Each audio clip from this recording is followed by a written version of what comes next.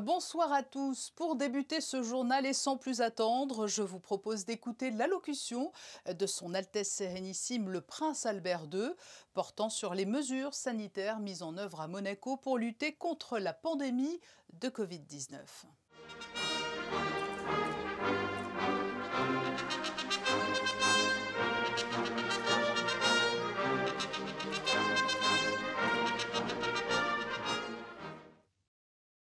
Chers compatriotes, chers résidents, chers acteurs de la vie économique et sociale de notre principauté. À l'approche de la période des fêtes de fin d'année, il me paraît important de m'adresser à vous car nous devons plus que jamais demeurer vigilants face à la pandémie de la Covid-19 dont la propagation se poursuit à travers le monde. L'annonce de campagne de vaccination en cours, voire imminente, ne doit pas être interprétée comme un retour immédiat à une vie normale d'avant Covid-19. Il nous faudra patienter encore plusieurs mois avant que cela ne soit possible. Sur cette question essentielle, bien évidemment, mon gouvernement a élaboré à ma demande un plan de vaccination nationale qui est désormais prêt.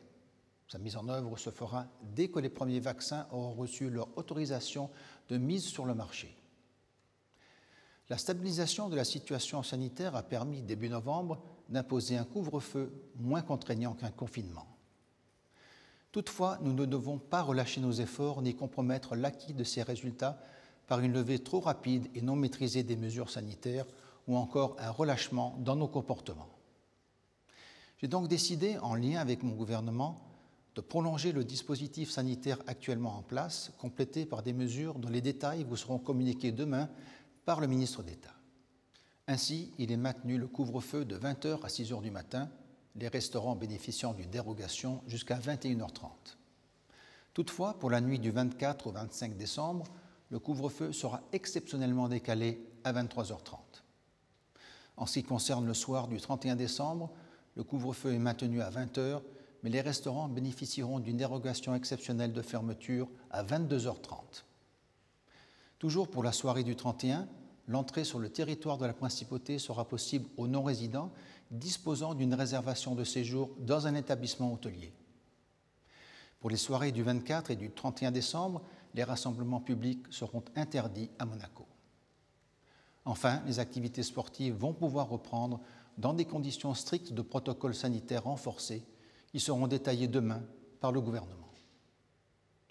Ces dispositions prendront effet le samedi 19 décembre et ce jusqu'au 15 janvier 2021. Nous vivons une situation exceptionnelle, particulièrement difficile, dont nous ne sommes pas encore sortis. Notre objectif prioritaire demeure bien évidemment la protection sanitaire de la population, de nos proches, de nos aînés. Nous devons également permettre à notre économie de continuer à fonctionner sous certaines contraintes afin de préserver au mieux notre modèle social. À nouveau, je veux exprimer ma gratitude à mon gouvernement et aux services de l'État, au Conseil national, aux services de la mairie, au personnel du CHPG, à la Croix-Rouge monégasque, à toutes et tous qui remplissent au quotidien sans relâche leur mission avec efficacité et dévouement. Je n'oublie pas nos services de sécurité particulièrement sollicités depuis le début de la pandémie et qui le seront encore davantage en cette fin d'année. Je mesure les efforts qui vous sont demandés en cette période festive où la famille occupe une place centrale. Il nous faut poursuivre dans cette voie car nous avons accompli ensemble de grands progrès dans la lutte contre cette épidémie. Je sais pouvoir compter sur votre compréhension et votre mobilisation pour aller au bout des efforts nécessaires afin de surmonter cette épreuve. Viva Monaco!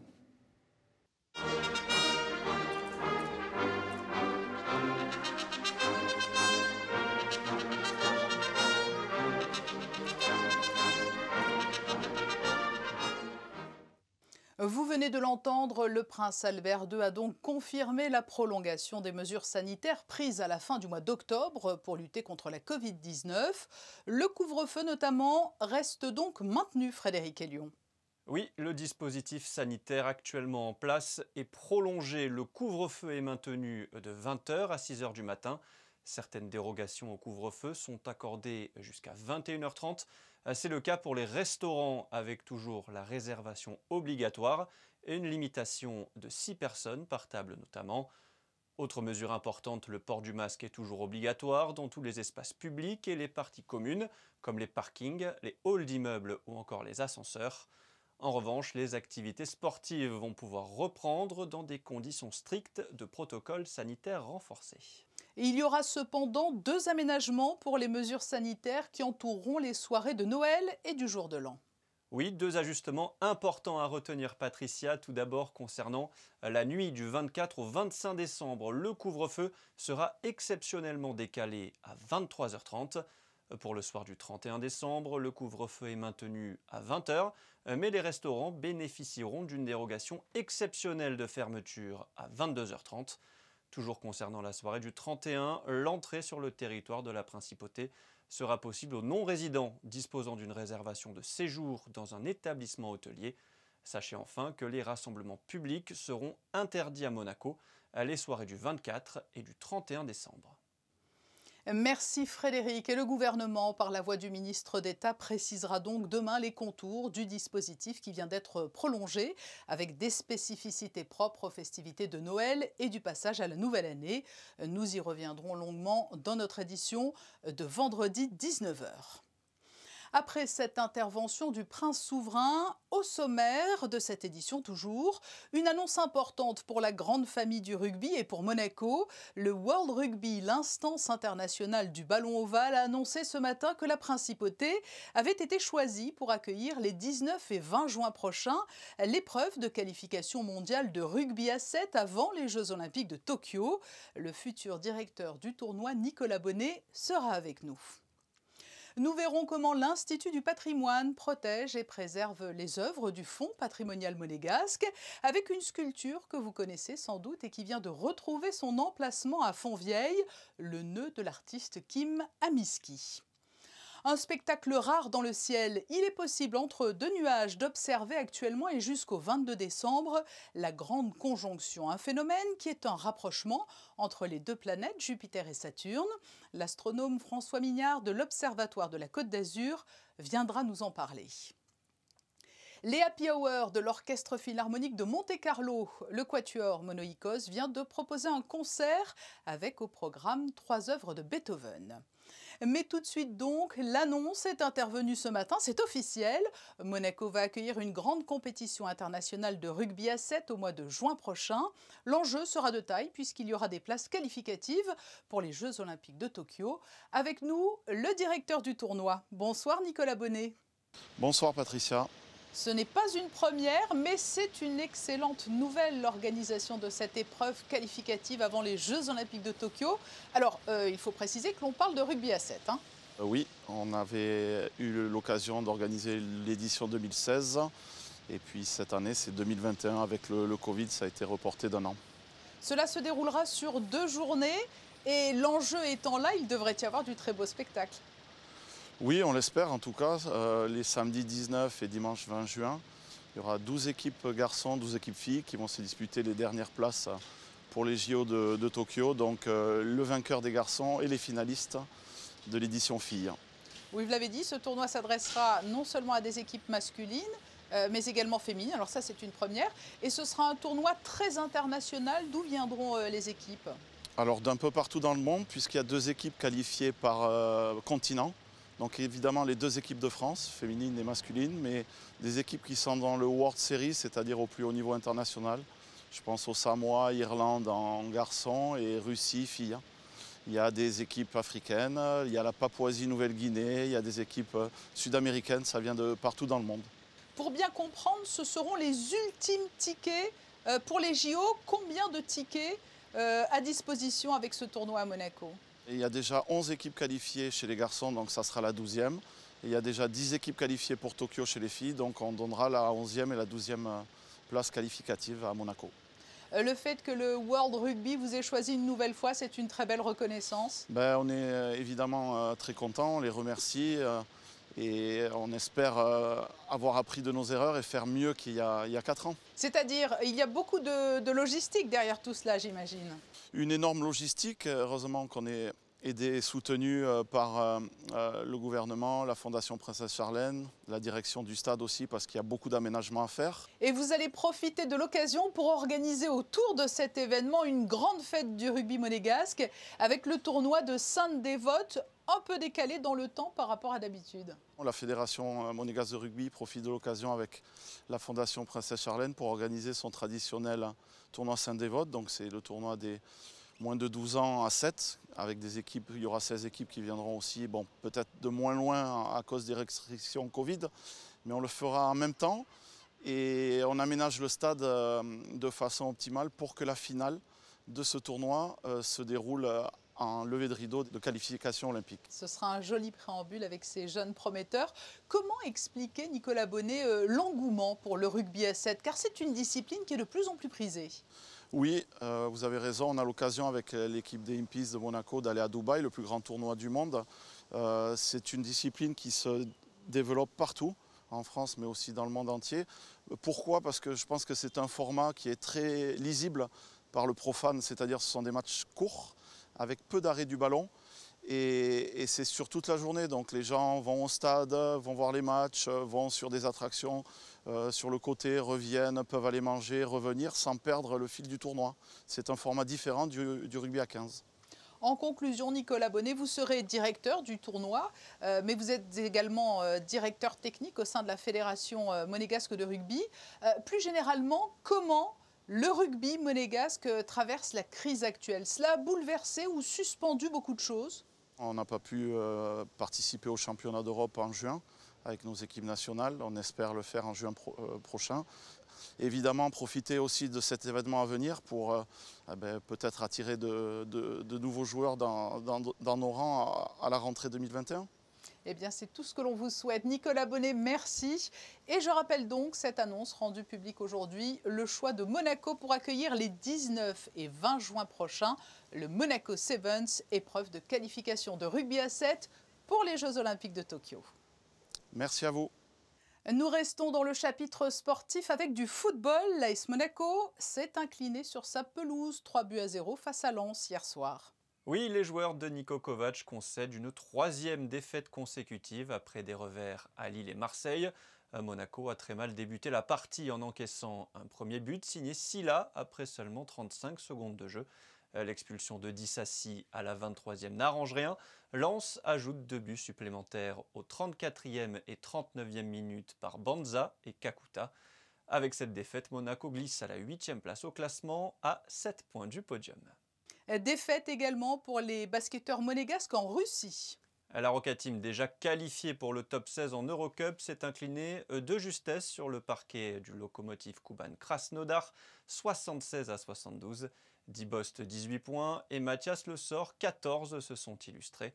3e du groupe avec un bilan de 4 victoires et 4 défaites, Monaco essaiera de consolider cette position en remportant les 2 derniers matchs de saison régulière à Panevėžys en Lituanie, puis contre Andorre.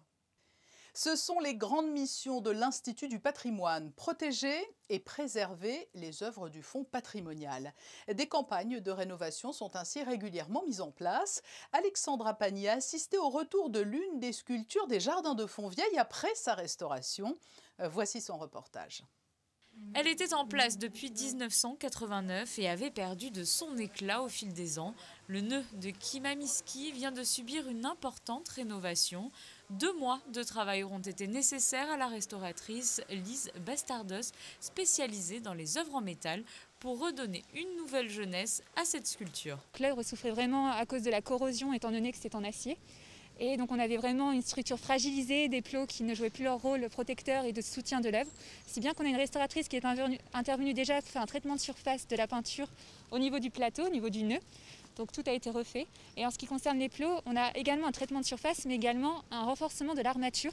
Étant donné que jusqu'à présent, le banc n'était pas soudé au socle. Aujourd'hui, on a vraiment quelque chose de solide qui permet à l'œuvre de ne pas reposer uniquement sur ses bases, mais sur une armature métallique qui va venir la soulager et qui en plus va renforcer de manière sécuritaire l'œuvre. Un travail mandaté par l'Institut du patrimoine. Pour le transport et la mise en place de telles œuvres, des spécialistes sont mobilisés, puisqu'il faut rappeler que cette sculpture pèse tout de même 219 kg. Elle est aujourd'hui prête à retrouver son socle dans les jardins de Fontvieille. On va utiliser pour ça un palan, parce qu'elle est assez lourde et manuellement c'est compliqué. Donc on va mettre tout ça en place et sortir l'œuvre en sécurité. La taille est assez volumineuse, ouais. Et le poids aussi. Voilà. C'est assez rare d'avoir des œuvres aussi lourdes et aussi grosses. mais on a quand même l'habitude de manipuler ce volume-là. Le public pourra de nouveau apprécier l'œuvre dans ses teintes originelles, noires et roses. Et attention, il est important de le rappeler, bien qu'elle offre une forme de banc, une œuvre d'art reste très fragile, ne vous asseyez pas dessus. Et il est toujours bon de rappeler certaines évidences. C'est un spectacle rarissime qui se joue dans le ciel depuis hier et qui sera à son paroxysme le 21 décembre lors du solstice d'hiver. Il s'agit de la Grande Conjonction. Et pour nous expliquer ce qui se cache derrière ce terme, nous avons invité l'un des astronomes de l'Observatoire de la Côte d'Azur. Bonsoir François Mignard. Bonsoir. Quel est ce phénomène appelé la Grande Conjonction ? Ce qui va se passer là, c'est un rapprochement sur le ciel de deux grosses planètes, puisqu'il s'agit de Jupiter et de Saturne, qui sont à peu près dans la même direction du ciel tous les 20 ans. Mais le phénomène qu'il va y avoir là est un peu particulier parce que ce rapprochement est extrêmement étroit. Ça arrive très rarement. Oui, vous nous disiez tous les 20 ans, mais avec cette précision, ce rapprochement, je crois que cela remonte à encore beaucoup plus loin. Exactement. L'intérêt du phénomène aujourd'hui, c'est sa rareté. C'est parce que la dernière fois que ça s'est produit avec une distance aussi petite, c'était en 1623, et les conditions de visibilité n'étaient pas bonnes, c'est-à-dire que c'était trop près du Soleil. On ne pouvait pas le voir. Donc il faut aller au XIIIe siècle pour trouver quelque chose de comparable en termes de visibilité, de rapprochement.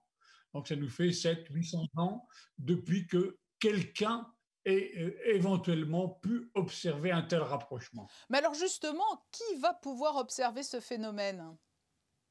Tout le monde, dès l'instant où le ciel est dégagé. Sur la Côte d'Azur, on peut espérer que ces jours-ci, ça va venir.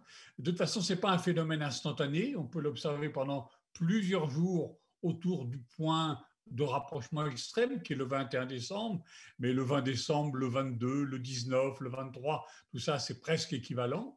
Donc, il suffit de regarder dans la direction du couchant, le soleil a disparu, il commence à faire nuit, voilà, une demi-heure, trois quarts d'heure après le coucher du soleil, et là, Jupiter, on ne peut pas le manquer.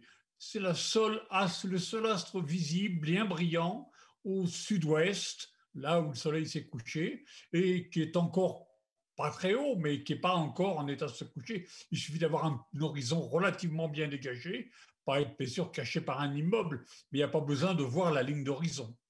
Donc Jupiter sera là. Si on regarde ces jours-ci, en ce moment, on voit encore Jupiter et Saturne relativement bien séparés, 1 degré, 2 fois la taille de la pleine lune. Mais quand on va s'approcher du phénomène, le 21 décembre, le rapprochement sera tel qu'à l'œil nu, ça va être difficile de continuer à voir deux objets. C'est-à-dire, il faudra basculer sur un télescope ? Des jumelles, ça suffira. Un télescope, encore mieux, mais des jumelles sera suffisant pour continuer à voir effectivement les deux planètes. Mais à l'œil nu, compte tenu de l'éclat de Jupiter, qui est beaucoup plus important que celui de Saturne, et également du fait qu'on est relativement proche de l'horizon, ça sera difficile de voir deux objets, à moins d'avoir de très bons yeux. Et si on le rate cette fois-ci, il va falloir attendre un certain temps. Hein ? Alors, le prochain, c'est 2080.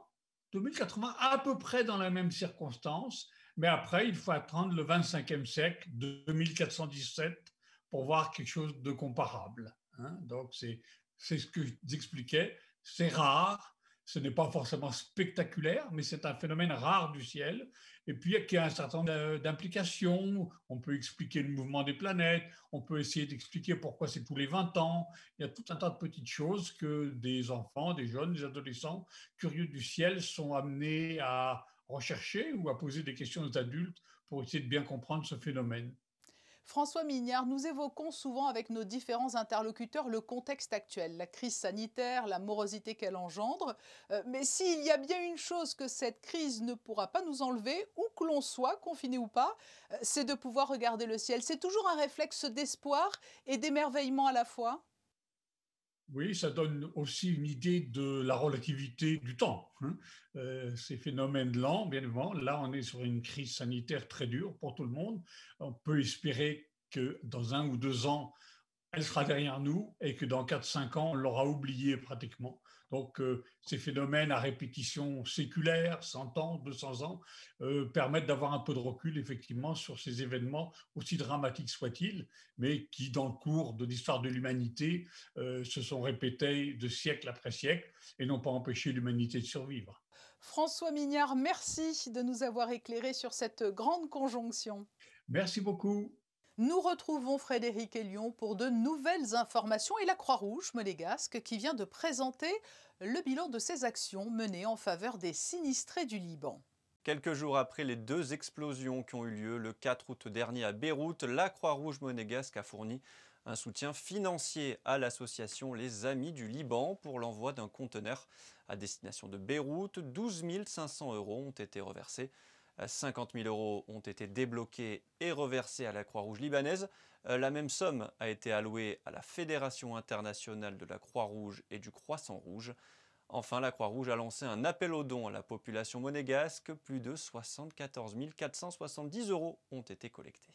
La plateforme de service à domicile Youpies lance le mouvement #Noël solidaire. En France, 900 000 personnes âgées de 60 ans et plus sont isolées de leur famille et de leurs amis.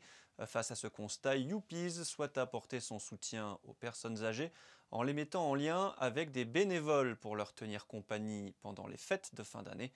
Pour trouver de l'aide ou s'inscrire en tant que bénévole, vous pouvez vous rendre sur ce site youpies.fr/info/Noël-solidaire. Et enfin, cette information pratique en cette période de fête de fin d'année. À partir de samedi 19 décembre, les commerces et restaurants de la Principauté pourront offrir à leurs clients, sous réserve d'un minimum d'achat, 4 heures de stationnement gratuit dans les parkings de Monaco, les week-ends et jours fériés. Les clients présenteront ensuite la contre-marque offerte directement aux bornes ou aux caisses des parkings de Monaco. Vous le savez, à Monaco, la culture reste un bel échappatoire à la crise. Mercredi, s'est poursuivie la programmation des Happy Hours de l'Orchestre Philharmonique de Monte-Carlo. Il s'agit de concerts de musique de chambre et c'est le quatuor Monoïkos qui s'est produit à l'Auditorium Régnier 3 dans la salle principale pour permettre le respect des mesures de protection sanitaire. José Sacré y assistait.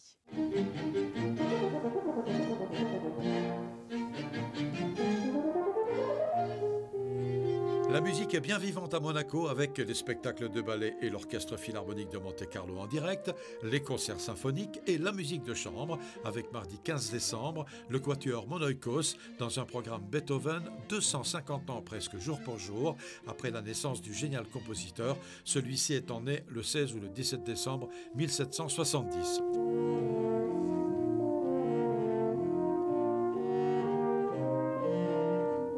On a essayé de donner aussi des œuvres très différentes. Il y avait donc différentes formations. La première pièce avec les 2 corps était très intéressante avec le mélange cordes et puis instruments à vent qui sont peut-être dans les instruments à vent les instruments les plus ronds au niveau du son. Donc ça se marie très très bien avec les cordes. Bon, après un quatuor à cordes, on dirait de l'œuvre centrale de l'œuvre de quatuor de Beethoven, qui est très très beau.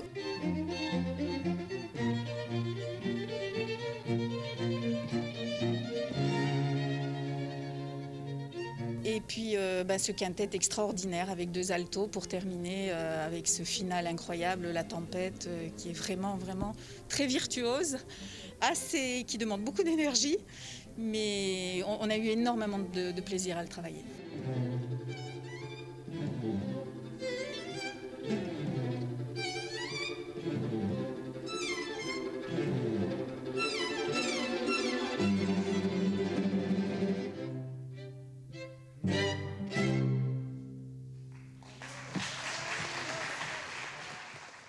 Avant de refermer ce journal, l'indispensable point météo pour la journée de vendredi. La journée sera un peu plus ensoleillée qu'hier, avec quelques légers passages nuageux qui n'altéreront pas le beau temps. Le thermomètre affichera 10 degrés le matin et 13 l'après-midi. Le soleil se lèvera à 7h57 pour se coucher à 16h56.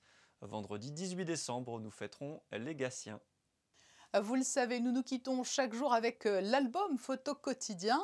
À quelques jours de Noël, c'est un moment magique que se sont vus offrir mercredi les petits monégasques dans la cour d'honneur du palais, où la famille princière les attendait pour jouer au Père Noël avant l'heure. Ce sont des photos de Manuel Vitali. Je vous donne rendez-vous quant à moi demain à 19h pour une nouvelle édition au cours de laquelle seront détaillées les mesures sanitaires prises à Monaco pour les fêtes de fin d'année, et ce, après l'allocution aujourd'hui du prince souverain. Très belle soirée à tous.